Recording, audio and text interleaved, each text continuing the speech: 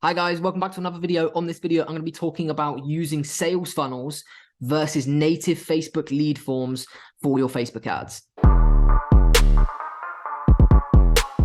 So guys, this is a very kind of controversial topic. You're going to hear loads of people say different things. You're going to have to hear loads of different people say this way's dead, this way's not. And I want this video to be very upfront. I want to give you all the feedback that you need to know to make the correct decision, because the same way with everything in SMMA, things aren't dead. Things just work differently for different parts of the business. And if you're working in a very specific industry that lead generation forms on Facebook don't work for, you're inclined to then say that Facebook lead forms are dead. However, it changes for every industry. Things aren't dead. They just work better for different people and different things for different strategies.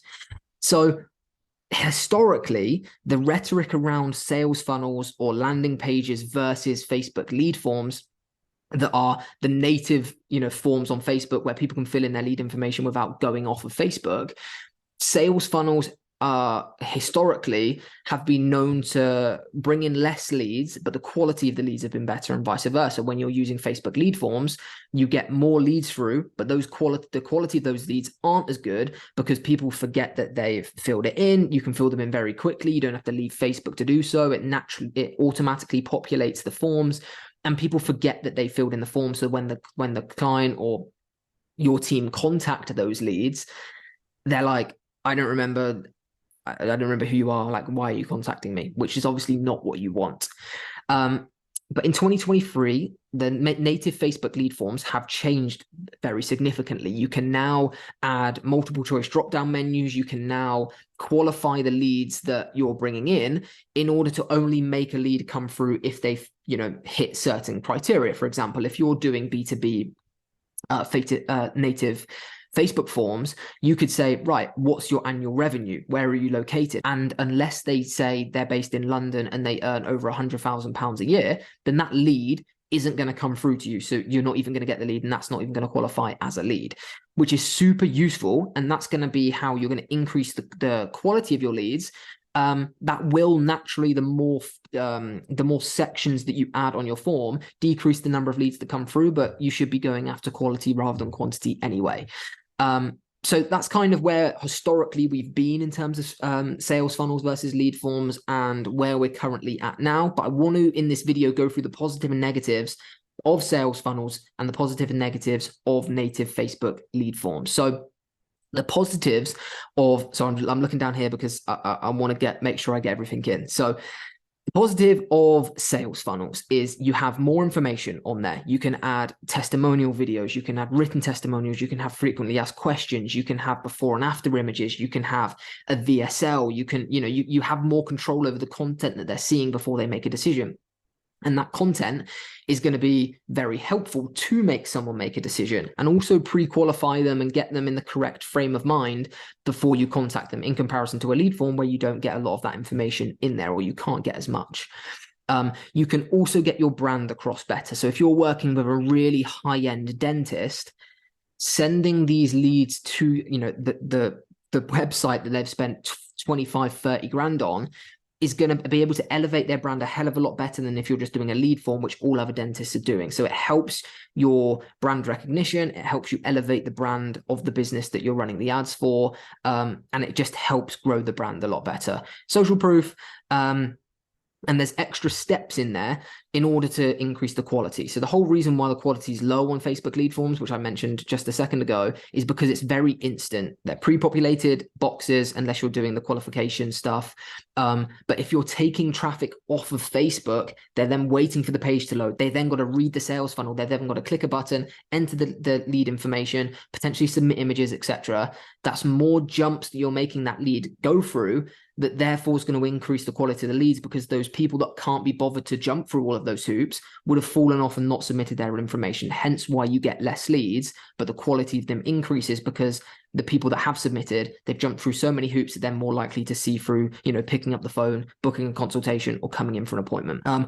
However, the negatives of lead forms is you get fewer leads, and the probably biggest negative of it is unless you've got strong funnel building skills, strong design skills, and you have an eye for design, Building a sales funnel that converts is going to be quite difficult, and building a sales funnel that converts, that has a positive impact on the brand perception of the business, there's a bigger barrier to entry there, because I've seen so many people create sales funnels and they look terrible. They look like 1999 websites.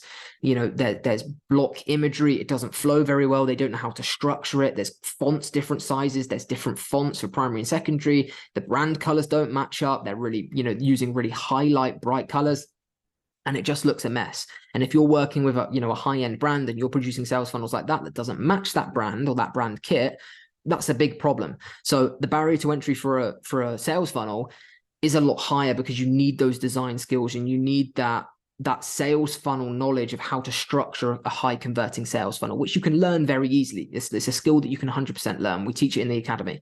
But yeah, that is a negative.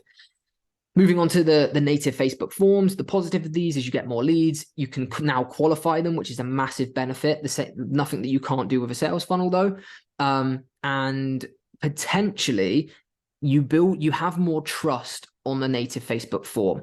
The reason why I say that is when you're sending people to a really poorly designed sales funnel, that's quite hard to find trust. Like if I saw an ad that hit a pain point, I went to the sales funnel and it was designed like a 1999 website.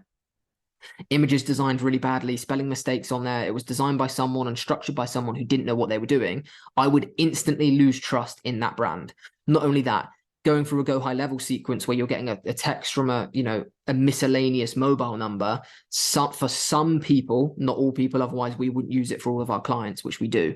But for some people, that does seem a bit off. Whereas some people are more confident and they have more trust in submitting their information on Facebook because it's native to Facebook. They're not going to an external software where people can, capture their information, use their information.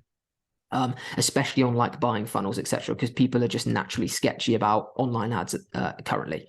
Those are the massive positives of Facebook lead forms. The negatives are the quality of the leads are just historically a bit poorer. You can't really get your brand across as well as a sales funnel, and it's more difficult to get the social proof across in comparison to a sales funnel where you can upload loads of videos, loads of written testimonials, etc.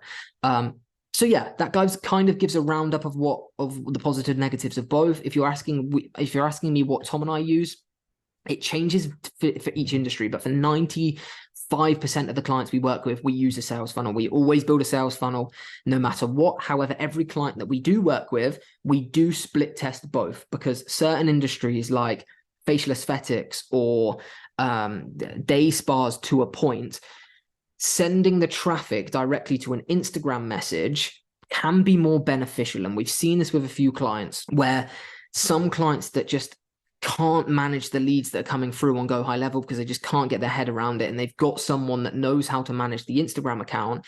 Sending the lead information to an IG message sometimes can have a better ROI for certain clients. However, if a client can follow your instructions, then obviously the Go High Level route and the sales funnel is going to have way better results. So it's one of them things where, like with everything in social media marketing, like with everything in digital marketing, you just have to split test both and let Facebook tell you what for that industry and for that specific client, what's going to work best, because it isn't just a one size fits all like most people might make out it is. You've got to test everything, but I've given you the positive and negatives there that you can then use, and you can kind of analyze each of your clients to see which ones are going to align best for that. But yeah, I hope you enjoyed that video, guys. If you've not watched the previous video was how you can choose and what you need to look out for when choosing a business partner for social media or any business for that matter. So if you're in the process of trying to partner up with another agency, or you're thinking about trying to find a business partner, it's going to be a super good video for you. Give it a watch. Please make sure you subscribe. If you have any questions at all, follow me on Instagram, Harry_SMMA, and drop me a message and we can chat about SMMA, digital marketing, etc. But hope you enjoyed the video, guys. And yeah, we're back posting every single day. So I'll see you tomorrow for 9 a.m. for tomorrow's video.